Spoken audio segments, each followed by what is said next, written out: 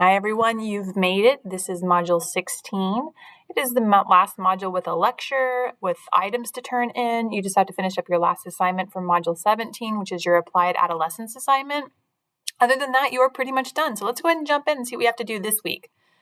Our student learning outcomes are the same as they have been for a while. Remember, we're just breaking them down for different time periods and different developmental domains.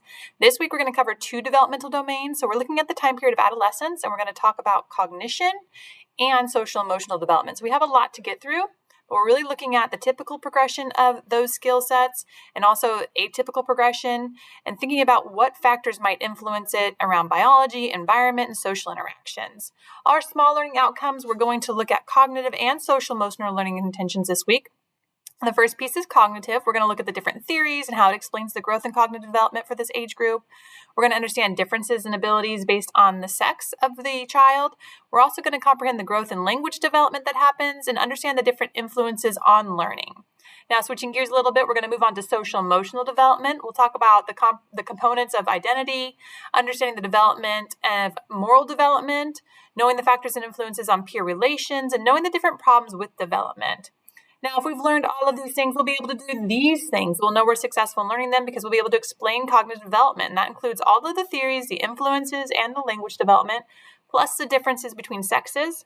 We're also going to be able to apply information regarding vocation, thinking about possible career pathways for self, others, and different scenarios. We'll be able to utilize knowledge on identity development to reflect on our current identity development and create an identity map. We'll be able to analyze scenarios for current level moral development. We'll explain the role of peer interactions and connect the knowledge with our own experiences. We'll be able to evaluate different problems in adolescence and possible solutions. Okay, with that, this is the things we have to get done this week. There's a check-in that has to be done always, right? Our question of the week is the first thing you're going to do, and then you're going to do reading.